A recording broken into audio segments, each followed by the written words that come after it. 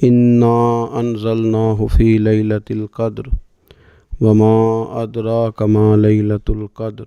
अल्लाह ताला ने कुरान मजीद में इरशाद फरमाया कि इन्ना अनज़लनाहु फ़ी लैलतिल क़द्र, फरमाया बेशक हमने इस कुरान पाक को लैलतुल क़द्र में नाजिल किया है, क़द्र वाली रात में नाजिल किया। वमा अदराक मा लैलतुल क़द्र, कुरान मजीद के अंदाज़ पर गौर फरमाएँ। फरमाया तुम क्या जानते हो कि लैलतुल क़द्र क्या है, तुम्हें क्या ख़बर हो कि लैलतुल क़द्र क्या है। इसकी अहमियत देखिए। मैं कहा करता हूँ कि सिर्फ़ इस एक फ़िक्रे को देख लिया जाए, वमा अदराक मा लैलतुल क़द्र, और तुम कुछ जानते हो कि लैलतुल क़द्र क्या है, तुम्हें क्या ख़बर कि लैलतुल क़द्र क्या है। लैलतुल क़द्र 1000 महीने से बेहतर है। इन आयात को देखें और साथ नबी पाक सल्लल्लाहु अलैहि वसल्लम का वो फरमान देखें जिसमें हुज़ूर अलैहिस्सलातु वस्सलाम ने फरमाया तुम्हारे पास एक महीना आ रहा है रमज़ान का, इसमें एक रात है जो 1000 महीने से बेहतर है। और ये लफ्ज़ कितने झंझोड़ने वाले हैं। हुज़ूर अलैहिस्सलाम ने फरमाया जो उस रात महरूम रह गया वो हर नेकी से महरूम रह गया, जो उस रात महरूम रहा महरूम ही रह गया। इतनी बड़ी बात। फरमाया तनज़्ज़लुल मलाइकतु वर्रूह, उस दिन फरिश्ते और रूहुल कुद्स यानी जिब्रील अमीन उतरते हैं, फ़ीहा उस रात में, बिइज़्नि रब्बिहिम मिन कुल्लि अम्र, अपने रब के हुक्म से हर खैर के काम के लिए। सलामुन, ये रात सलामती वाली है, हिया हत्ता मतलइल फ़जर, यहाँ तक कि फ़जर तुलू हो जाए। सरे शाम से लेकर मगरिब से लेकर फ़जर तक ये रात सलामती वाली। इसको लैलतुल क़द्र इसलिए कहा जाता है, हमारे मुफस्सिरीन फरमाते हैं कि इस दिन कदर वाली किताब कुरान पाक कदर वाले महबूब पे नाजिल हुई और कदर वाली उम्मत की तरफ भेजी गई। नबी पाक सल्लल्लाहु ताला अलैहि वसल्लम ने जब पुरानी उम्मतों की उम्रें देखी, ना किसी की 1000 साल हुई, किसी की उससे ज़्यादा हुई, तो अल्लाह के महबूब अलैहिस्सलाम के दिल मुबारक में ये ख़्याल आया कि मेरी उम्मत की उम्रें तो बड़ी थोड़ी होंगी, तो कैसे इतनी लंबी नेकियां कर सकेंगे। तो अल्लाह ताला ने फिर लैलतुल क़द्र अता फरमाई। गोया इस एक रात में जो आदमी नेकी करे, 1000 दिन नहीं। कितना लोगों को शौक़ है कि कोई ऐसा जैक लगे, यकदम मेरी सारी चीज़ें बढ़ जाएं, तो इस पर भी तो ज़रा गौर करें ना। ये एक रात 1000 दिन से नहीं, 1000 महीने से अफजल है। 1000 यकदम आपकी नेकियों की उम्र 1000 माह तक चली जाती है। कितनी बड़ी फजीलत की बात है। मेरे रसूल करीम सल्लल्लाहु ताला अलैहि वसल्लम ख़ास तवज्जो दिलाते, इस रात के हवाले से ख़ास तवज्जो दिलाते। और ये रात कब होती है? सही हदीस में मौजूद है। नबी पाक सल्लल्लाहु ताला अलैहि वसल्लम ने फरमाया कि इसे रमज़ान के आखिरी अशरे में तलाश करो। गोया ये जो 5 ताक रातें हैं ना, 21वीं, 23वीं, 25वीं, 27वीं, 29वीं, इन ताक रातों में इस रात को तलाश करो। इस रात अल्लाह के फ़रिश्ते नाजिल होते हैं। आसमाने दुनिया पर, ज़मीन पर फ़रिश्ते उतरते हैं। हज़रत जिब्रील अमीन अलैहिस्सलातु वस्सलाम उन्हें लेकर के आते हैं और फ़रिश्ते क्या करते हैं कि जो बंदा उस रात अल्लाह की याद में मौजूद हो, जो बंदा अल्लाह तबारक व तआला के ज़िक्र में मौजूद हो, जो बंदा उस दिन अल्लाह तबारक व तआला की बारगाह में किसी भी तौर पर हाजिर हो, फ़रिश्ते उसके लिए दुआए मग़फ़िरत भी करते हैं और रब की बारगाह में इल्तिजाए रहमत भी करते हैं। और एक रवायत में हमें यूँ भी मिलता है कि फ़रिश्ते उससे मुसाफ़ा भी करते हैं, हाथ भी मिलाते हैं। देखिए ना कितनी सादतमंदी है कि इंसान इबादत कर रहा हो और फ़रिश्ते उसकी ज़ियारत को आएँ। हमारे सूफिया फरमाते हैं तू पक्का प्रोग्राम बना ले इबादत का, फ़रिश्ते कई बार तेरी ज़ियारत को आया करेंगे। और फिर एक और बात यहाँ बड़ी काबिल तवज्जो है कि इंसान जब महसूस करता है ना मुझे कुछ देख रहा है, तो ज़रा उसकी इबादत का अंदाज़ भी थोड़ा तब्दील हो जाता है। तो अगर ये ज़हन हो हमारा कि हमें फ़रिश्ते देख रहे हैं और वो वाली मखलूक देख रही है जो हमारी डायरी डायरेक्ट ले जाके हमारे रब की बारगाह में पेश करे, तो फिर कुछ ज़्यादा ही तवज्जो मुसलमान की होनी चाहिए, ज़्यादा ही इन्हिमाक होना चाहिए, वो खो जाए। ठीक है हम कमज़ोर भी हैं, हमारे अंदर कुछ پریشانیاں بھی ہیں، ہماری بیماریاں بھی ہیں، ہم لاغر بھی ہیں، ضعف بھی آ جاتا ہے، تھکاوٹ بھی ہمیں آ لیتی ہے، لیکن لمبی تو بات ہی کوئی نہیں، 5 تو طاق راتیں۔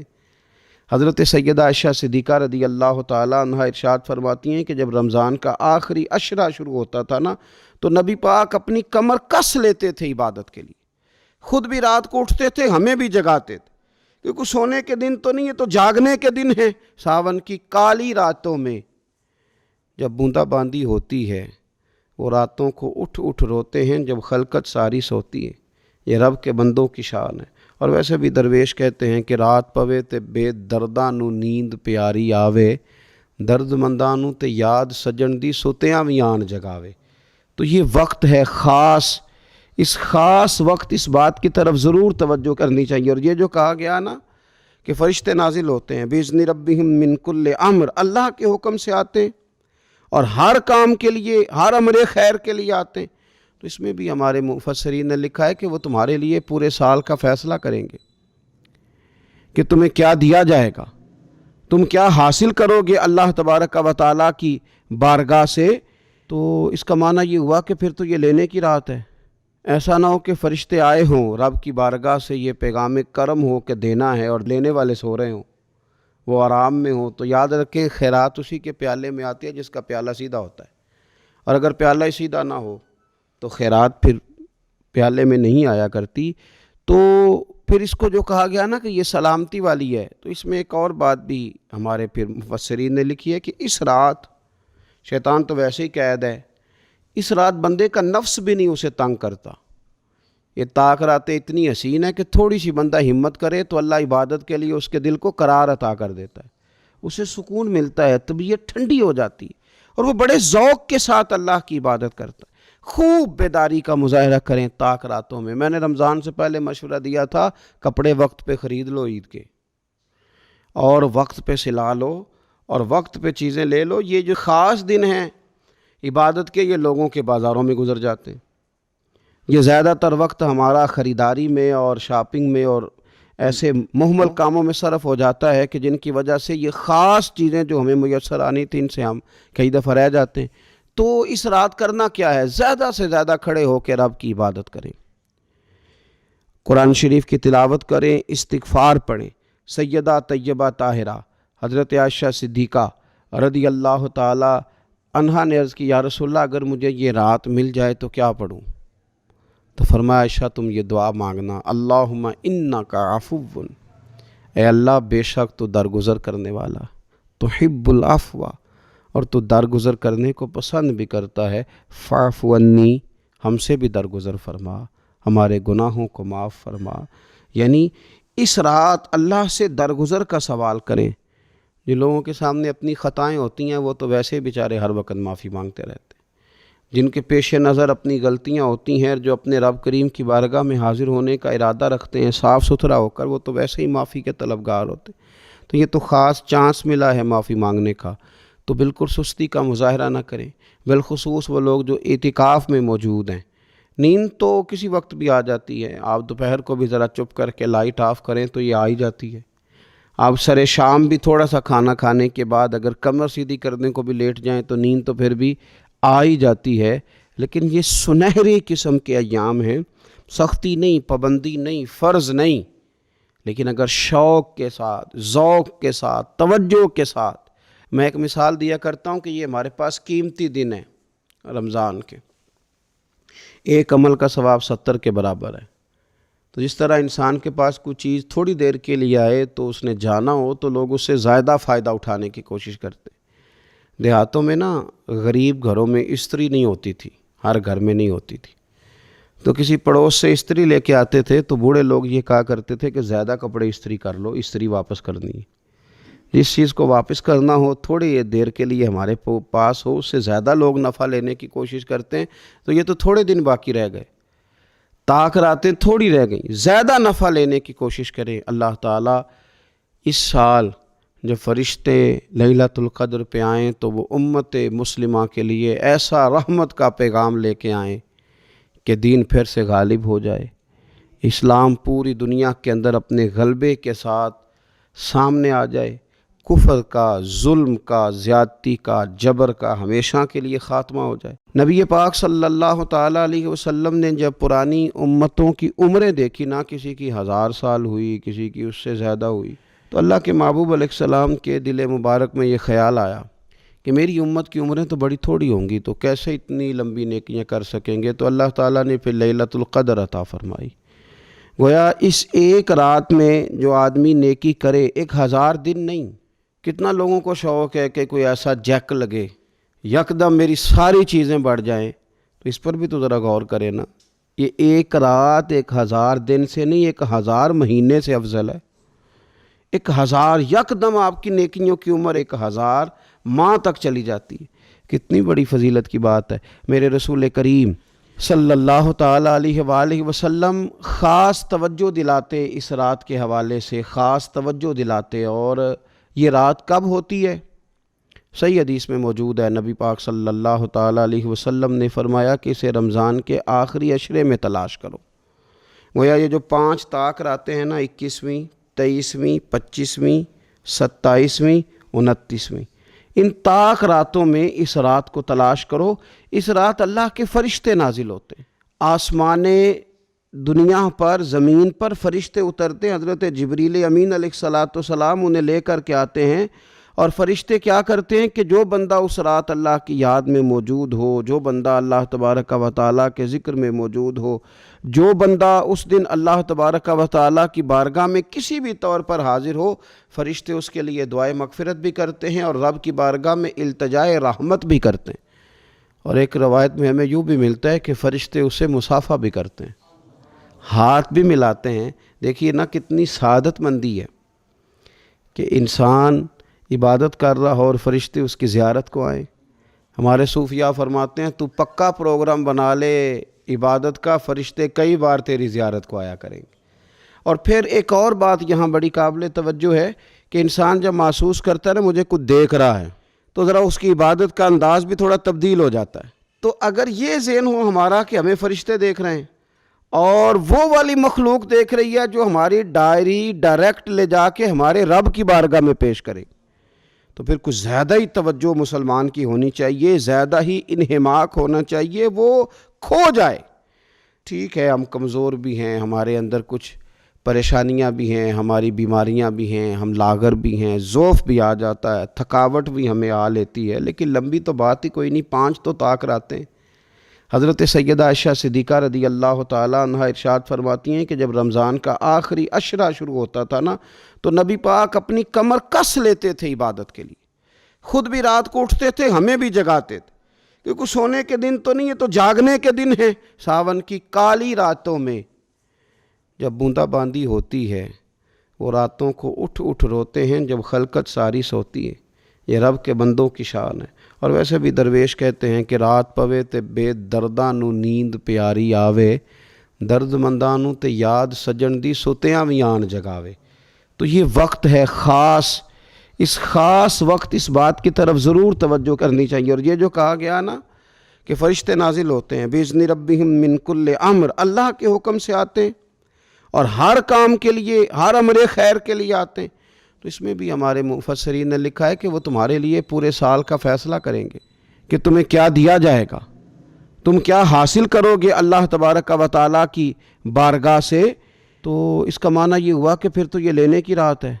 ایسا نہ ہو کہ فرشتے آئے ہوں رب کی بارگاہ سے یہ پیغام کرم ہو کہ دینا ہے اور لینے والے سو رہے ہوں، وہ آرام میں ہوں۔ تو یاد رکھیں خیرات اسی کے پیالے میں آتی ہے جس کا پیالہ سیدھا ہوتا ہے، اور اگر پیالہ ہی سیدھا نہ ہو تو خیرات پھر پیالے میں نہیں آیا کرتی۔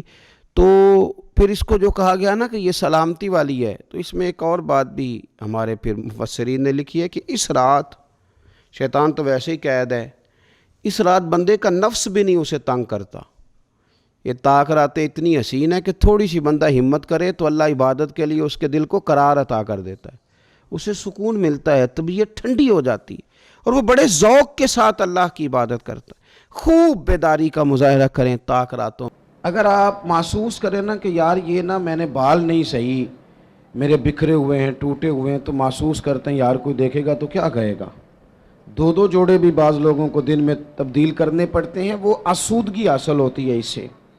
तसल्ली महसूस करता है आदमी। आप 2-3 दिनों के थके मांदे जब जाके गुस्ल करते हैं ना घर में, तो इतनी कोई वजन नहीं होता मिट्टी का या कपड़ों का, लेकिन आप गुस्ल कर लेते हैं तो अपने आप को हल्का फुल्का महसूस करते हैं। इंसान की तबीयत का तकाजा है कि थोड़े से भी अगर मैल कुचैल उसके ज़ाहिरी जिस्म पे लग जाए तो वो तकलीफ महसूस करता है। बस समझ लें इस बात को कि अगर ज़ाहिर पर 1-2 धब्बा हो तो बंदा बेचैन रहता है, तो अगर धब्बे बातिन पे हों तो, अगर दिल पे धब्बे लग जाए ना, लालच का, हिरस का, हवस का, हसद का, अदावत का, बुग़्ज़ का, लोग कहते हैं पता नहीं क्या बात है, मैं बोर हो रहा हूं, पता नहीं क्या बात है, मुझे क्या टेंशन है, पता नहीं सारा कुछ है। तो मैं कहता हूं सारा कुछ है, पर एक टेंशन भी है आपको कि मुझे देख कोई नहीं रहा, एक मसला भी है कि मेरी ज़रा शोहरत हो जाए, एक परेशानी भी है कि मेरी भी ज़रा कभी कोई फ़ोटो आने लग जाए। तो इसने बेचैन कर दिया, बेकरार कर दिया। आपके पास सारा कुछ है, लेकिन वो जो भाई थोड़ा सा 4 पैसों में आगे निकल गया, वो बर्दाश्त नहीं हो पा रहा, उसने अंदर जवार भाटा बर्पा कर दिया है बातन में। ये जो अंदर के धब्बे होते हैं ये इंसान को बेचैन कर देते हैं, बेकरार कर देते हैं। वो वैसे वो दवाइयाँ खाता फिरता है, दम कराता फिरता है, इलाज कराता फिरता है, लेकिन रब फरमाता है मैंने तुम्हारा इलाज कर दिया है। मालिक किस तरह? फरमाया मैंने तुम्हें अपना महबूब जो अता फरमाया है। कमा अरसलना फीकुम रसूलम मिनकुम यतलू अलैकुम आयातिना व युज़क्कीकुम, फरमाया मैंने तुम्ही में से तुम्हें रसूल दिए हैं, वो तुम पर मेरी आयतें पढ़ेंगे और तुम्हें पाक फरमा देंगे। जब तज़किया हो जाएगा ना, अंदर की सफाई हो जाएगी, पाकीज़गी हो जाएगी, तो फिर कोई मकान नहीं हज़रत बिलाल हबशी के लिए रहने के लिए, कोई मकान नहीं, मस्जिद में सोते हैं। फिर कोई मकान नहीं उनके पास, कोई उनके पास जायदाद नहीं, कोई माल नहीं, सादा कपड़े पहनते हैं, कोई ज़ाहिरी ओहदा नहीं। लेकिन हाल ये है कि महबूब फरमाते हैं मेराज से वापस आकर, बिलाल क्या अमल करते हो? या रसूल अल्लाह क्या हुआ? फरमाया मैं मेराज पे गया था, मैंने तो तुम्हारे चलने की आवाज़ जन्नत में भी सुनी है। जब आप अंदर से मुतमईन हो जाते हैं, 2-3 बातें आपकी खिदमत में अर्ज करनी है। तबीयत जब तक बेलौस नहीं ना होती, जब तक इखलास नहीं आता, तब तक इत्मीनान नहीं होता। ये जो लालच होता है ना, हिरस, हवस, तमा, ये इतनी बड़ी घुटन है कि आप, और ये इतना बड़ा लालच का, हिरस और हवस का पेट इतना बड़ा होता है कि इसमें सारे खजाने भी डाल दिए जाएं तो ये पेट भरता नहीं। जब आप लालच के रिश्ते दुनिया में कायम कर लेते हैं, जब आप कुछ लोग कुछ दो की पॉलिसी की बुनियाद पर जीना चाहते हैं, तो फिर जिंदगी एक मशीन की तरह गुजरती है। फिर इंसान इंसानों से नहीं मिलते, जेबों से मिलते हैं।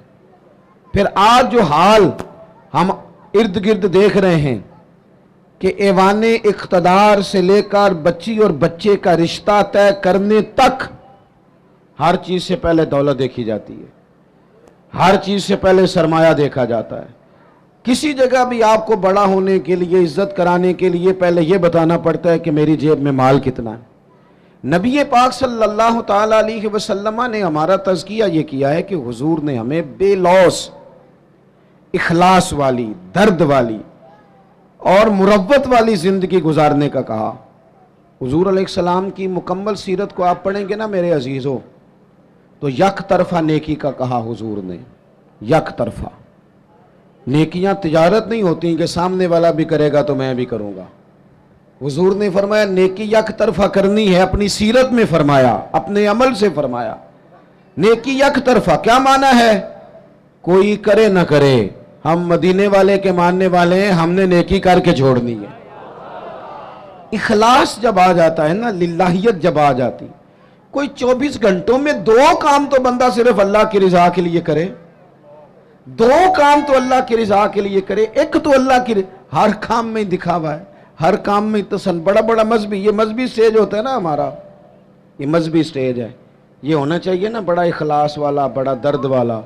لیکن اگر کوئی سماجی آدمی سیاسی آدمی رہ جائے اسٹیج پہ بیٹھنے سے تو ہو سکتا ہے سویرے لڑائی شروع ہو جائے، فلاں نہیں آیا۔ کوئی پیر صاحب اگر رہ جائیں، پیچھے رہ جائیں، تو اگلے دن ہو سکتا ہے وہ کہیں کہ آئندہ آپ کی محفل کا بائیکاٹ کرنا ہے، آپ نے تو، میں تو صدارت کے قابل تھا اور مجھے نیچے بٹھا دیا۔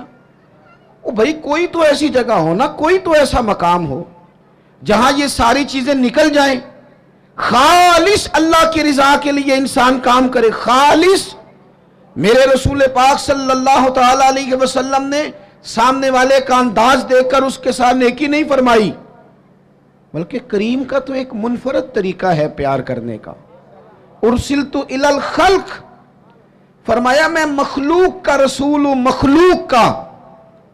حضور کا تو دل غیروں کے لیے بھی بڑا دھڑکتا تھا، نہ ماننے والوں کے لیے بھی بڑا دھڑکتا تھا۔ بدر میں جو لوگ آئے تھے وہ کوئی پھول کی پتیاں لے کے تو نہیں نہ آئے تھے، بدر میں جو لوگ آئے تھے وہ گھی شکر لے کے تو نہیں نہ آئے تھے، وہ تو تلواریں لے کے باقاعدہ لڑنے کو آئے تھے، وہ سارا کچھ کرنا چاہتے تھے جو عرب کے لوگ اپنے دشمن سے کیا کرتے تھے معاذ اللہ۔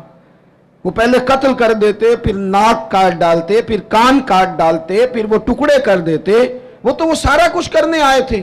اللہ نے مسلمانوں کی مدد کی، 313 1000 کے مقابلے میں لڑے، پر جب رب مدد کرے تو پھر کامیابیاں آیا کرتی ہیں۔ نتیجہ کیا نکلا؟ صرف 14 مسلمان شہید ہوئے، 70 کفار کو قیدی بنا کے لایا گیا۔ میں نے کہا یہ پھول پتیوں والے لوگ نہیں تھے، گھی شکر والے نہیں تھے، تحفوں کے تبادلے والے نہیں تھے، یہ پتھر مارنے والے تھے، کانٹے بچھانے والے تھے، تکلیف دینے والے تھے، چوکوں میں، چوراہوں میں، گلیوں میں، کمروں میں بیٹھ کر اسلام کے خلاف منصوبہ بندی کرنے والے تھے۔ نبی پاک علیہ السلام کو کیسے معاذ اللہ تکلیف پہنچائی جائے اس کے لیے یہ پلان کرنے والے تھے۔ لیکن حضرت انس بن مالک فرماتے ہیں میں جب بدر کے وہ قیدی آئے تو ظاہر ہے ہمیں غصہ تھا، انہوں نے بڑا ستایا تھا، ہم نے ذرا رسیاں زور سے باندھی ان کی۔ میں آپ سے عرض کروں نہیں درد رہا ہمارے دل میں، زیادہ سے زیادہ اپنے بچوں کے لیے دل دھڑکتا ہے، تھوڑا سا اور کبھی دوسرا نمبر آئے تو بہن بھائیوں کا، ورنہ وہ ریڑھی والا میرا کیا لگتا ہے، ورنہ یہ تو اس طرح لگتا ہے کہ جیسے یہ انسانوں کے جتھوں کو ہم نے جانوروں کا جتھا سمجھنا شروع کر دیا۔ جب لیڈروں کی گاڑیوں کے پیچھے لوگوں کے بچے دھوپ میں بھاگتے ہیں تو وہ اندر ہو کے خوش ہوتے ہیں، وہ ہاتھ ہلاتے ہیں۔ آپ کیا دیکھ رہے ہیں؟ یہاں کچھ تماشے لگے ہوئے ہیں؟ یہ بے ہنگم انداز آپ کا، وہ جس آدمی کو بڑا راضی ہونا چاہیے تھا کہ میں لائن میں لگا ہوں، جس طرح میری قوم تکلیف میں ہے میں بھی اسی طرح ہوں، لیکن وہ قوم جو ہے بیچاری وہ کہہ رہی ہے کہ صرف ڈاکٹر چیک کر لے، صرف بتا دے مریض کو کیا ہے، اگر کہیں اور شفٹ کرنا ہے تو اس کے لیے بھی وہ سفارش لیتی ہے۔ لیکن یہ صاحب کیا کہتے ہیں؟ کہتے ہیں مجھے اللہ نے بڑی عزت دی ہے، میں گیا تو ڈاکٹر اٹھ کے کھڑا ہو گیا۔ تو بھئی قوم کو اس کا کیا فائدہ؟ ڈاکٹر کو بھی آپ سے کوئی کام ہوگا۔ وہ میں جمعے میں دوستوں سے کہہ رہا تھا کہ ہمارے حکمران کہتے ہیں میں بڑا خوش نصیب ہوں، جو بھی جاتا ہے وہ کہتا ہے میں بڑا خوش بخت ہوں، میرے لیے کعبے کا دروازہ کھلا ہے۔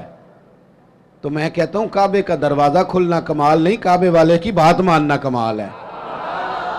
اگر کعبے کے اندر جانا تم نے کمال سمجھا ہے، وہاں تو 360 بت بھی بڑی دیر رہے ہیں، وہاں جانا تم نے کمال سمجھ لیا۔ یہ دیکھو کعبے والے کی بات مانی ہے، اور جو تمہیں کعبے کا دروازہ کھول کے دیتے ہیں ان سے کہو چلو ہمارے بے گناہ قیدیوں کے لیے جیل کے دروازے ہی کھول دو، جو بے گناہ ہیں ان کو ہی چھوڑ دو۔ لیکن ہم نے بات ٹھیک ہے، اور پیر صاحب بھی کہتے ہیں میں جناب گیا تو بینک والا اٹھ کے کھڑا ہو گیا۔ بھئی یہ کیا بات ہوئی؟ آپ بھی نہیں لائن میں لگنا پسند کرتے؟ آپ کو بھی نہیں اس بات کا خیال آیا کہ کتنا لوگ دھوپ میں جل رہے ہیں اور میں آیا ہوں اور میں نکل گیا ہوں؟ خدا کے بندو، جب تک بے لوث درد نہیں ہوتا تب تک سمجھ لو سینوں میں دل نہیں ہے، پتھر ہیں، فقط اپنے لیے دھڑکتے ہیں، فقط اپنے بچوں کے لیے۔ خدا مجھے ایسی خدائی نہ دے کہ اپنے سوا کچھ دکھائی نہ دے۔ یہ کیا بات ہوئی؟ حضرت انس بن مالک کہتے ہیں ہمیں غصہ تھا کفار پر، ہم نے رسیاں زور سے باندھ دی، اور اپنا غصہ نہیں تھا، غصہ یہ تھا ہمارے نبی کو تکلیف دی، مکہ چھوڑنا پڑا، اذیت دی، ہم نے زور زور سے رسیاں باندھی۔ لیکن فرماتے ہیں میں رات کو مسجد نبوی میں آیا تو حضور کو دیکھا کبھی بے چینی سے ادھر ٹہلتے ہیں کبھی ادھر ٹہلتے ہیں. میں درد سے آگے بڑھا. میرے ماں باپ آپ کے قدموں پہ قربان, میری اولاد آپ کے ابرو کے اشارے پہ قربان. محبوب کیا بات ہوئی, کیوں اس طرح ٹہل رہے ہیں؟ تو حضور فرمانے لگے, انس تم نے ان کی رسیاں زور سے باندھ دی ہیں, یہ ہائے ہائے کرتے ہیں مجھے نیند نہیں آتی, یہ ہائے ہائے کرتے ہیں مجھے نیند, ان کی رسیاں ذرا ڈھیلی کر دو تاکہ میں سو جاؤں. کسی سے تو پیار کرنا یار, کسی کا تو درد پیدا کرنا. یہ نہیں ہو سکتا کہ تو ناجائز کمائی کما کے لائے, تو کسی کے بچوں کا نوالا چھین کے لائے اور پھر تیرا بچہ ڈاکٹر بن جائے, یہ کیسے ہو سکتا ہے؟ تو ناجائز پیسے اکٹھے کر کے لائے اور تیرا بچہ انجینئر بن جائے, یہ کیسے ہو سکتا ہے؟ پھر یہ کیسے ہو سکتا ہے کہ تو کسی کا گھر اجاڑ کے اپنا گلشن آباد کرنا چاہیے, کیسے ہوگا؟ آپ اگر چاہتے ہیں کہ ہمارے گھروں میں روشنی آئے تو پھر کسی اور کے آنگن میں دیا جلانا شروع کریں. کوئی تو کام ایسا ہو. قرآن تعلیم دیتا ہے, قل ان صلاتی و نسکی و محیای و مماتی للہ رب العالمین. کہو میری نماز, میری قربانی, میرا دنیا میں آنا, میرا یہاں سے جانا سب اس رب کے لیے ہے جو تمام جہانوں کا پالنے والا ہے. اپنے سینے میں درد پیدا کریں, ایک دوسرے کے لیے گنجائش پیدا. ہمارے پاس گنجائش نہیں ہے. میں اکثر کہتا ہوں کہ میں سمجھتا ہوں صرف میری ضرورت ہے, میرے علاوہ نہیں. حالانکہ میرا ڈرائیور گاڑی نہ چلائے تو میں تو سو جاتا ہوں گاڑی میں, وہ گاڑی نہ چلائے تو میں تو پہنچتا ہی نہیں. چلے ساری باتیں چھوڑیں, یہ مائک والا اگر اس کا مائک خراب ہو جائے تو محفل کا سارا کام رک گیا کہ نہیں رک گیا؟ لیکن ہمارے نزدیک, میں نے ایک دفعہ نا ایک سپیکر والے سے پوچھا, یہ ساؤنڈ والے سے, میں نے کہا تو اتنی محفلیں سنتا ہے, نماز کیوں نہیں پڑھتا؟ وہ مینوں کہندا ہے جیڑا مولوی آندا ہے ساڑے نال تے لڑ کے ٹر جاندا ہے. ہم تو پوری محفل میں نا ایسے کانپ رہے ہوتے ہیں کہ کسی کو آواز اونچی چاہیے, کسی کو نیچی چاہیے, کو کہتا کھول دے, کو کہتا بند کر دے. تو ہم پہ کیا اثر ہونا ہے؟ ہم تو خوف میں, کیونکہ ہم نے قدر نہیں نا جانی لوگوں کی, قدر نہیں سمجھی لوگوں کی. قدر سمجھنا شروع کریں, پیار کرنا شروع کریں. آپ بے لوث ہو جائیں, کچھ کام پیچھے چھپ کے بھی کریں, کچھ کام بیک پہ رہ کے بھی کریں. آپ محسوس کریں گے کہ آپ کے دل کو اللہ نے سکون دے دیا, کچھ اطمینان حاصل ہونے لگا ہے. 100 گھر تھا مدینہ شریف میں, تھوڑی سی آبادی ہوتی تھی, 100 گھر تھا. امام ابو نعیم لکھتے ہیں 100 گھر تھا, جہاں 2 وقت روٹی بھی پہنچتی تھی, بچوں کے کپڑے بھی آتے تھے, کوئی بیمار ہوتا تو دوا کا خرچہ بھی آتا تھا. 1 دن نہیں, 2 دن نہیں, سالوں مدینہ شریف میں سالوں 100 گھروں کی کوئی کفالت کرتا رہا. پر رات کو کوئی پردہ نشین آتا تھا نقاب اوڑھ کے, اور دروازے پہ راشن رکھتا تھا, اس سے پوچھتے تھے تیرا نام کیا, تو ناراض ہو جاتا تھا. سالوں. پھر اچانک وہ کھانا آنا بند ہوا, پھر اچانک وہ ساری چیزیں موقوف ہو گئیں. ایک دوسرے سے غریبوں نے پوچھنا شروع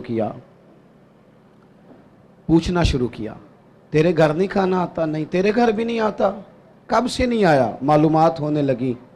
سب ایک دوسرے سے پوچھنے لگے تو پتہ چلا 18 محرم سے نہ اس کے گھر آیا ہے, نہ اس کے گھر آیا ہے, نہ اس کے گھر آیا ہے. 18 محرم سے کسی کے گھر نہیں آیا. معلومات کرو لوگوں, 18 محرم کو ہوا کیا؟ تو پتہ چلا کہ 18 محرم کو امام زین العابدین کا انتقال ہوا. اپنے چہرے پہ نقاب ڈال کے, فوٹو بنا کے نہیں, لوگوں کو دکھا کے نہیں, ویڈیو ساتھ ساتھ بنا کے اور اپنا نمبر دے کے نہیں. وہ 100 گھروں میں لنگر روز, اور بیٹے کے ہاتھ نہیں بیچتے تھے, ملازم اور غلام کے ہاتھ نہیں. اس لیے کہ جب کسی کا درد اٹھتا ہے نا تو وہ اللہ کی رضا کے لیے ہو, تو پھر اس کی کیفیات کچھ اور ہوتی ہیں. 100 گھروں میں کھانا جاتا تھا. اتنا بڑا مجمع ہے, اتنے سارے آپ لوگ آئے ہیں, کیا 3 آدمی مل کے ایک غریب کا بوجھ نہیں اٹھا سکتے؟ کیا 3 لوگ کسی ایک غریب کا بچہ نہیں پڑھا سکتے؟ ان سیاستدانوں کی راہ تم دیکھ رہے ہو, ان کی جن کو سوائے اپنی لڑائی سے فرصت نہیں, اور ان لوگوں کی تم راہ دیکھ رہے ہو جن کو ویسے گاؤں میں کسی مریض کو ضرورت پڑ جائے تو ان کے پاس گاڑی نہیں ہوتی, لیکن ان کی سیاسی جماعت کا جلسہ ہے نا تو پھر وہ گاڑی بھی نکلتی ہے، پھر وہ جس کو مرضی بھی دیتے ہیں، پھر جھنڈے بھی لگتے ہیں، پھر نمبر گیم بھی ہوتی ہے، پھر ویڈیو بھی بنتی ہے۔ میں بھی امیدوار ہوں، ٹکٹ لینا ہے، لہذا میرے پیچھے گاڑیاں لگاؤ۔ نہ کرو، یہ ناشکری ہے دولت کی۔ جب اللہ کی دی ہوئی جائز دولت ناجائز جگہ پہ خرچ کرتے ہو تو ناشکری کرتے ہو۔ 100 گھروں میں کھانا آتا ہے، امام زین العابدین دیتے ہیں، بتاتے نہیں۔ وصال کا وقت ہے، غسل دیا جا رہا ہے، پشت پر موٹے موٹے نشان ہیں۔ لوگوں نے صاحبزادے سے پوچھا یہ کیا ہے؟ تو فرمانے لگے میرے ابا جی عمر بھر پشت پر اناج کی بوریاں رکھ کے غریبوں کے گھروں میں پہنچاتے تھے۔ شہزادے آپ کہاں ہوتے تھے؟ بوڑھا باپ جو جاتا تھا تو آپ کیوں نہیں جاتے تھے؟ تو کہتے تھے میں تو رو کے منت کرتا تھا کہ اے شیر خدا علی المرتضیٰ کے پوتے مجھے دے دو، اے سیدہ پاک کے پوتے مجھے دے دو، میں دے آتا ہوں۔ تو فرماتے تھے دے تو دوں، بھیج تو دوں، طبیعت تو اجازت نہیں دیتی، پر ڈرتا ہوں کہ جب تمہیں بھیجوں گا تو پھر اس غریب کا نام بھی تو بتانا پڑے گا نا کس کے گھر بھیجنا ہے۔ پردہ اس کا بنا ہوا ہے، پردہ اکھاں جدوں میٹیاں زمانہ مینوں رووے گا، اپنا تے اپنا بیگانہ مینوں رووے گا، جدوں نہ میں دسیا میں خاراں نوں میخانے وچ تسی ویکھنا جام ٹوٹ جان گے تے میخانہ مینوں رووے گا۔ کئی لک لک رون گے تے کئی بک بک رون گے، گلیاں دا یانا تے سیانا مینوں رووے گا۔ او بھائیو، جب آپ بے لوث ہو جاتے ہیں، جب آپ پیار کرتے ہیں، جب آپ تھوڑے پر بھی کسی سے محبت کرنے لگتے ہیں، اللہ آپ کے دل کو قرار دیتا ہے، آپ سکون۔ دیکھو نا، 3 دن ہوئے تھے حضرت صدیق اکبر کے وصال کو، تو حضرت عمر فاروق فرماتے ہیں زخم ابھی تازہ بھی تھا، گہرا بھی تھا۔ میں عصر کی نماز پڑھا کے نا تو باہر مسجد شریف میں بیٹھا تھا، 2-3 چھوٹی چھوٹی بچیاں سادے سے کپڑے، سادہ سا لباس مسجد میں آئیں اور توتلا لب و لہجہ، چاچا آپ خلیفہ بنے؟ کہا ہاں بیٹا میری ڈیوٹی لگی ہے۔ تو کہا آپ ہمارے ساتھ چلیں گے؟ پتر کہاں جانا ہے؟ تو بچیاں کہنے لگی ہم یتیم بہنیں ہیں، ہمارا بھائی کوئی نہیں، 5-6 بہنیں ہیں، والد انتقال کر گئے، ہمارے گھر میں بکریاں ہیں۔ ابو بکر صدیق روز عصر کے بعد ہمارے گھر آتے تھے، بکریوں کا دودھ دھو کے ہمیں دے جاتے تھے، کچھ ہم بیچ لیتی تھی، کچھ پی لیتی تھی۔ چچا 3 دن ہو گئے، اماں بھی روتی ہے، بہنیں بھی روتی ہیں، کوئی نہیں گھر میں کام کرنے والا۔ میں اس آدمی کی بات سنا رہا ہوں جو لاکھوں مربع میل کے حکمران تھے، میں کونسلر کی بات نہیں کر رہا، اس ایم پی اے کی بات نہیں کر رہا جو آپ کو سبز باغ دکھا کے گیا تو پلٹ کے آیا نہیں۔ فرماتے ہیں کہ چلیں گے آپ؟ تو حضرت سیدنا عمر فاروق رضی اللہ تعالیٰ عنہ کہتے ہیں میں اتنا رویا کہ میری داڑھی آنسوؤں سے بھر گئی۔ میں اٹھا، چلو پتر چلتا ہوں، آگے آگے وہ بچیاں اور پیچھے پیچھے میں۔ رستے میں ایک صحابی ملے، اے امیر المومنین روتے ہوئے کہاں تشریف لے جا رہے ہیں؟ پھر رو پڑے، کہنے لگے یار یہ ابو بکر صدیق تو میرے لیے رستہ ہی بڑا مشکل کر گیا، کس طرح چلوں گا ان کی راہوں پر، کیسے یہ میں کام آگے؟ جگر راہ وفا میں میں نقش ایسے چھوڑ آیا ہوں کہ جس منزل سے گزرا ہوں وہ اب تک یاد کرتی ہے۔ او یارو، ہیں نا کچھ ابھی بھی لوگ، کچھ لوگ ابھی بھی ہیں جو شام کو انتظار کرتے ہیں، شام کو اللہ خوش رکھے، سنیں جی، شام کو انتظار کرتے ہیں کہ اگر کہیں سے دوا کے پیسے آ جائیں تو اماں کو دوا لے دوں۔ کچھ ہیں لوگ جو منتظر رہتے ہیں، ابھی بھی منتظر رہتے ہیں کہ اگر کوئی سبب لگ جائے نا تو چلو میں بھی تازہ پھل جو آیا ہے اس موسم کا میں بھی وہ اپنے بچوں کو کھلا دیا کروں۔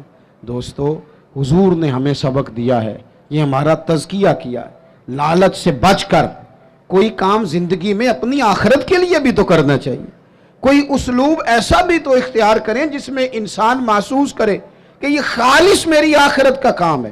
دوسری بات، جب تک ہم سب اپنے آپ کو قانون کے حوالے کرنا پسند نہیں کرتے اتنی دیر تک تزکیہ نہیں ہوتا۔ ایک طبقہ ایسا آ گیا ہے کہ جو سمجھتا ہے کہ یہ قانون کسی اور کے لیے ہے، میرے لیے نہیں۔ جب تک انسان اپنے آپ کو پیش نہیں کرتا، توجہ ہے میری بات پر آپ کی؟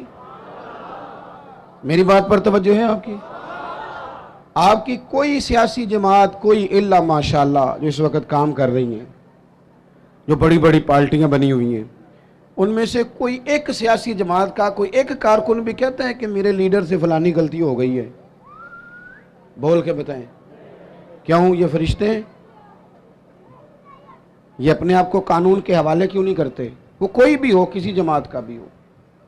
جب یہ 3-4 سال پہلے حکومت آئی تھی تو ایک صاحب میرے پاس بڑے دوڑے آئے، کہنے لگے تبدیلی آ گئی ہے ملک میں۔ تو میں نے کہا نمبر پلیٹیں بدلنے سے تو تبدیلی نہیں نہ آتی، انجن تو سارا وہی ہے، بندے وہی ہیں، وہ صرف جماعتوں کا لیبل بدل کے آ جاتے ہیں۔ کیا بات کرتے ہیں آپ؟ اس طرح بھی کبھی ہوتا ہے؟ انہیں جی اب آ جائے گی، تو میں نے کہا یہ نہیں آئے گی، اس لیے کہ وضو کرنے کے لیے نرا پانی ہونا شرط نہیں، پاک پانی ہونا شرط ہے۔ وضو صاف پانی سے ہوتا ہے، اس طرح کے پانیوں سے نہیں ہوتا۔ بہرحال آمدام برسر مطلب، میں جو بات آپ کے سامنے عرض کرنا چاہتا ہوں اس پر آپ غور فرمائیں گے کہ قانون سے بالا تر اپنے آپ کو نہ سمجھا جائے۔ ہم سے اگر کبھی کوئی کمزوری ہو جاتی ہے، کسی مقام پر ہم کوئی غلطی کر بیٹھتے ہیں، اس کا اعتراف کر لینا، اس کو مان جانا، اس کو تسلیم کرنا سیکھیں۔ ہمارے گھروں کے اندر جنگ لگی ہوئی ہے، اس لیے کہ ساس کہتی ہے میں تو غلطی کر ہی نہیں سکتی، اور اگر لوگ ہمارے ہاں غلطی کا اعتراف کرتے بھی ہیں تو اتنا جارحانہ ہوتا ہے کہ وہ لگتا ہے غلطی نہیں، وہ تو ڈنڈا چل رہا ہے۔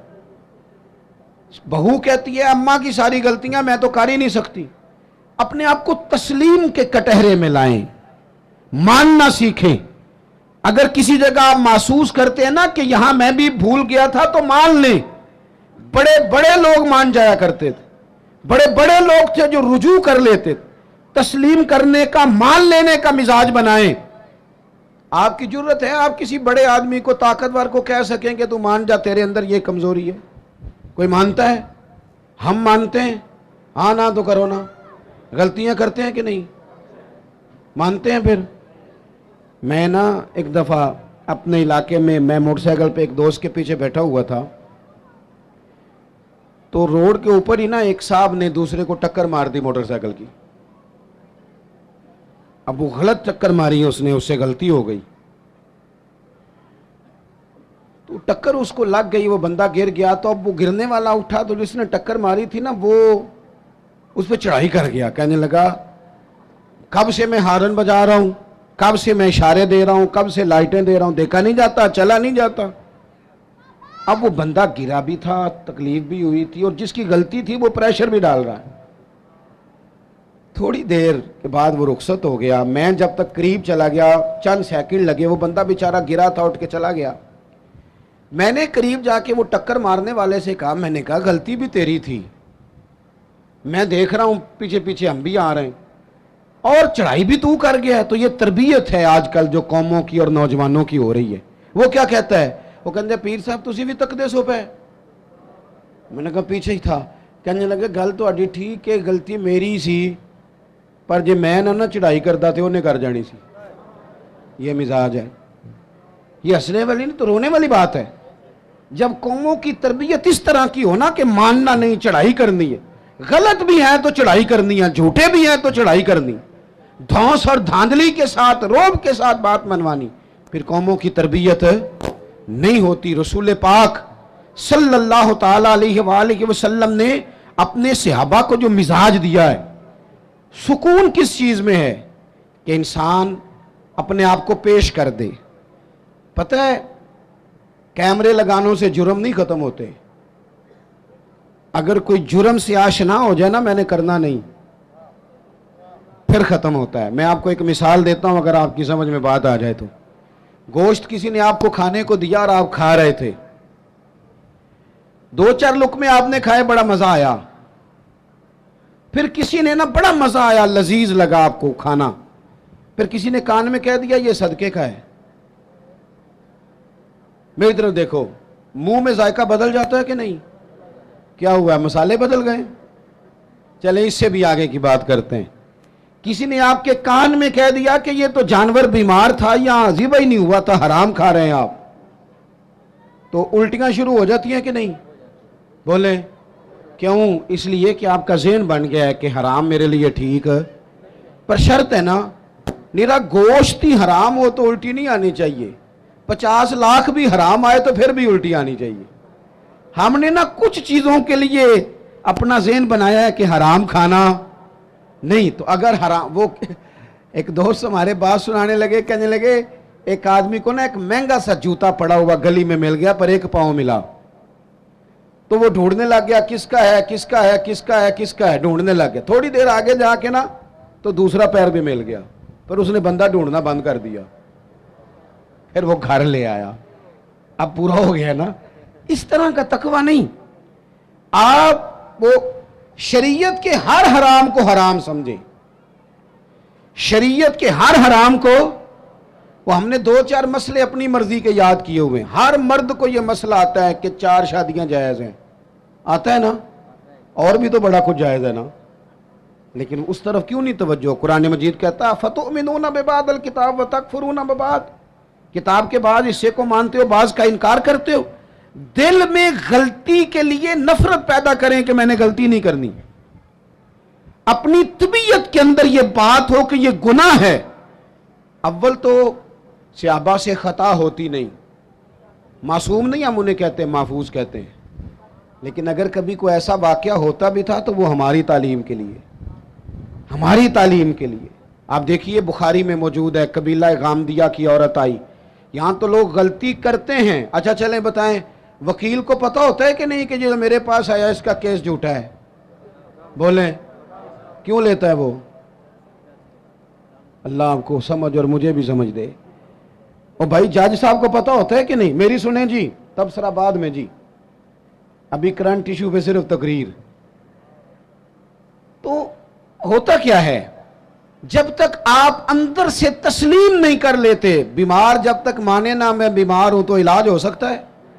نبی کریم علیہ السلام نے نا لوگوں کا اس طرح تزکیہ کیا کہ ان کے اندر بات ڈال دی کہ اگر غلطی ہو جائے تو پھر غلطی کی معافی کی کوشش کرنی، پھر معافی کی کوشش کرنی۔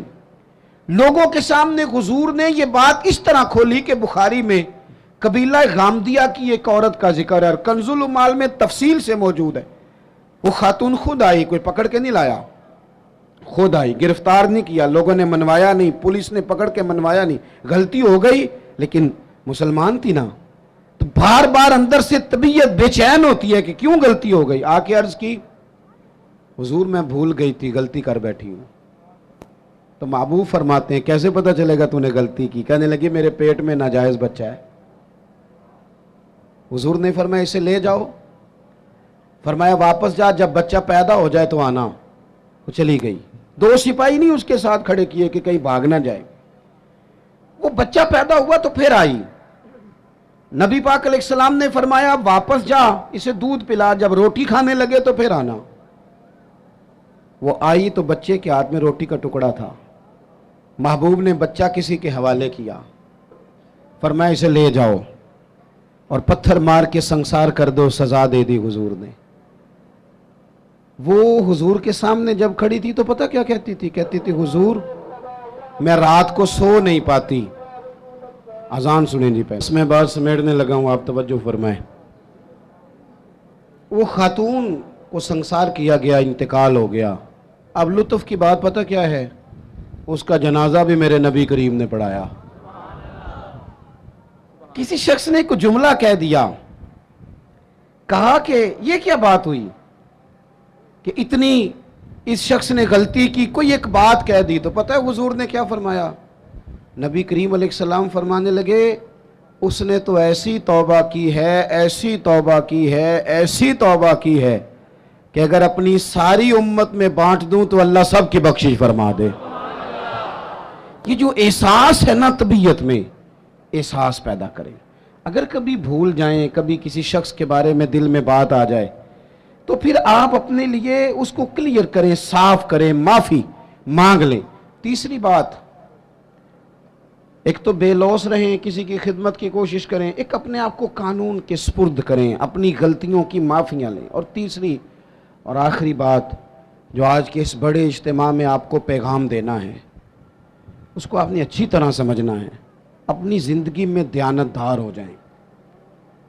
نبی پاک صلی اللہ تعالی علیہ وسلم نے ڈوبے ہوئے سورج کو موڑا ہے.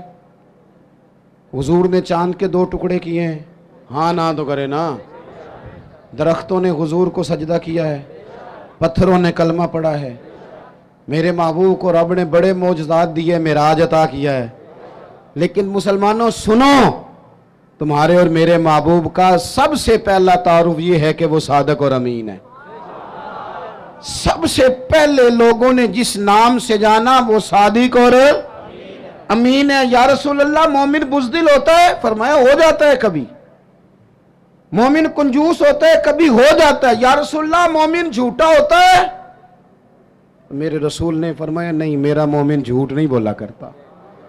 دیانتدار ہو جائیں, امانتدار ہو جائیں, آپ خوددار ہو جائیں. چھوڑیں آپ. وہ کسی درویش نے کہا تھا لوگوں نے اتنا پایا نہیں جتنا میں نے ٹھکرایا ہے. تھوڑا ٹھکرانا بھی سیکھیں, تھوڑی خودداری بھی پیدا کریں. دیانتدار ہونے کے لیے کفایت شعار ہونا ضروری ہے. تھوڑے پہ گزارا کرنا سیکھیں. ایک وقت روٹی کھائیں. ہم دیہاتی لوگ ہیں, ہمارے بڑے بوڑھوں نے ہمیں سبق پڑھایا ہے کہ گندم سے بڑولا بھر لو اور مرتبان سے اچار بھر لو, پھر تمہیں کسی جگہ جانے کی ضرورت بالکل نہیں, قطعاً نہیں. تھوڑا کھاؤ میرے دوستو, لیکن رزق حلال طیب. اگر امانتدار نہیں رہو گے پھر بھکاری بھی بنو گے, پھر ملاوٹیں بھی کرو گے. پھر تو اس طرح کے برے حالات ہوتے ہیں کہ لوگ جانوں سے کھیلتے ہیں, دوائیوں میں بھی ملاوٹیں کرتے ہیں. امانتداری حضور کی سب سے پہلی تعریف لوگوں نے کی. کبھی بھی زندگی میں کبھی بھی بددیانتی کا مظاہرہ نہ کریں. اور دیانتدار کس کے ساتھ ہونا ہے؟ میں اپنے ممبر سے ہو جاؤں اور کونسلر اپنی کرسی سے ہو جائے, ڈاکٹر اپنے آپ سے ہو جائے, طالب علم اپنے علم سے ہو جائے, استاد اپنی ڈیوٹی سے ہو جائے. استاد کا احترام بڑا ضروری ہے, پر استاد کو اجازت نہیں کہ کلاسیں کھیل رہی ہوں اور استاد سموسے منگا کے کھا رہے ہوں. وہ بھی تو ڈیوٹی کرے نا اپنی ٹائم پہ. مزدور کی مزدوری پسینہ خشک ہونے سے پہلے دینی ہے, پر مزدور کو اجازت نہیں کہ وہ روٹی کھانے جائے تو گھنٹہ وہیں بیٹھا رہے. وہ 10 منٹ کونے میں بیٹھ کے چائے پینے جائے اور 20 منٹ وہ سگریٹ بھی پیتا رہے. آپ اپنے کام سے دیانتدار ہو جائیں, اپنا کام سونا کر کے کرنا شروع کریں, اس میں نفاست لائیں. مجھے بتائیں, اگر کپڑا بنانے والا صحیح بنائے, باقی کے کام نہ دیکھے اپنا دیکھے, بنانے والا صحیح بنائے اور سینے والا وہ صرف بیٹے بیٹھ جاؤ, او پتر بیٹھ جاؤ, نیچے بیٹھو, سینے والا صحیح سیے, بنانے والا صحیح بنائے, تو ساری دنیا کو صحیح کپڑے ملنے لگ جائیں گے نا. اگر دوائی بنانے والا وہ کوئی اور کام نہ کرے, دوائی صحیح بنائے, تو یہ کام سارا مسئلہ لوگوں کا حل ہوگا کہ نہیں ہوگا؟ ہم نہ دوسروں کے کاموں پہ نظر رکھتے ہیں, فلانا ٹھیک نہیں چل رہا, اسے چھوڑیں. آپ ٹھیک چل رہے ہیں, چھوڑیں اسے. آپ ٹھیک ہیں, آپ صحیح چل رہے ہیں, آپ کے معاملات بہتر ہیں. میں آپ کو ذاتی طور پہ بتاتا ہوں, میرے قریب والے دوست جانتے ہیں, کبھی زندگی میں کوئی کام خراب ہو جائے, کوئی پلان کیا تھا اس میں کوئی کمزوری رہ جائے, تو میں کہتا ہوں پہلے مجھے اپنی غلطیاں ڈھونڈ لینے دو. میں نے کہاں کہاں سستی کی, مجھ سے کہاں کہاں غفلت ہوئی, کہاں کہاں میں نے توجہ نہیں کی. تھوڑا سا نا, حضرت موسیٰ علیہ السلام کو حکم ہوا اللہ کی طرف سے کہ بستی میں جو سب سے نیک بندہ اسے ڈھونڈ کے لائے. اب جسے حضرت موسیٰ نیک کہیں گے وہ کتنا کو نیک ہوگا. ایک بندہ ڈھونڈ کے پیش کیا, مکتوبات 2 صدی میں یہ بات لکھی ہے صوفیاء نے, ڈھونڈ کے پیش کیا تو کمال کی یہ سب سے نیک ہے. اب حکم ہوا کہ اس بندے سے کہیں جو سب سے برا ہے وہ ڈھونڈ کے لائے. میری اور آپ کی ڈیوٹی لگتی نا برا بندہ ڈھونڈنے کی, تو ہم نے خود ہی نیک بچنا تھا, باقی سارے کرپٹ نکل آنے تھے. اس سے کو برا بندہ ڈھونڈے. اب اس سے کہا جناب آپ ڈھونڈ کے لائیں, ہاتھ باندھ دیے, کہا حضور میرے سے یہ کام تو ہو ہی نہیں سکتا, میں نہیں کر سکتا. کہا آپ نہیں کرنا ہے, حضرت موسیٰ حکم دیتے ہیں. وہ نیک آدمی نے کہا پھر مجھے 3 دن کی مہلت دیں. 3 دنوں کی مہلت ملی. 3 دنوں کے بعد مقررہ وقت پر بندہ ڈھونڈ کے لانا تھا جو سب سے بد ہے معاذ اللہ. کس کو ڈھونڈ کے لائے؟ اپنے گلے میں رسی ڈالی, اپنے گلے, روتے تڑپتے لا کے رسی حضرت کلیم کے دست مبارک میں دے کے کہا حضور کچھ لوگوں کے گناہ میں نے دیکھے تھے، شک تھا کہ انہوں نے کیے ہوں گے، پر وہ میرا شک تھا، لوگوں کی غلطیوں کا صرف شک تھا، پر جو میری ہیں وہ تو پکی ہیں، لہٰذا مجھ سے کوئی نہیں برا۔ رب کریم نے فرمایا میرے کلیم سے بتاؤ کہ تیرا جو رب کی بارگاہ میں مقام بنا ہے وہ اسی عاجزی کی برکت سے تو بنا ہے۔ ہم نے نا دیانتداری کا مظاہرہ، جھوٹ جس قوم سے نکل گیا وہ قوم بن گئی۔ جھوٹ پتہ کیا نقصان کرتا ہے؟ اعتماد ختم کرتا ہے۔ بندہ بڑا قابل ہو لیکن جھوٹا ہو تو اس کا اعتماد۔ تو یہ 3 باتیں عرض کی ہیں، میرا خیال ہے کہ جب میں یہاں سے لوٹوں گا تو کچھ خیرات مجھے ضرور ملے گی، اس کی کچھ نہ کچھ ذہنوں میں اس کا اثر ضرور ہوگا۔ ایک تو بے لوث زندگی گزارے، کسی کی خدمت کی کوشش کریں، اور جوانوں خدمت کے لیے پیسے شرط نہیں، خدمت کے لیے تو آپ 2 بول تسلی کے بول دیں تو وہ بھی بڑی خدمت ہے۔ دوسری گزارش آپ سے یہ کی ہے کہ اپنے آپ کو قانون سے کبھی بالا نہ کریں، غلطیاں ہو جائیں تو یہی معافیاں مانگیں، ورنہ تو پھر ایک دربار لگنا ہی ہے قیامت میں۔ اور تیسری گزارش آپ کی خدمت میں یہ ہے، زندگی دیانتداروں جیسی گزاریں۔ بد دیانت لوگ جو ہوتے ہیں وہ اپنے ضمیر کے قیدی بن جاتے ہیں، وہ خود اپنے مجرم ہو جاتے ہیں۔ اس طرح کا اپنی زندگی میں ماحول لائیں۔ اللہ تعالی ہمارے لیے رحمت والے فیصلے کرے۔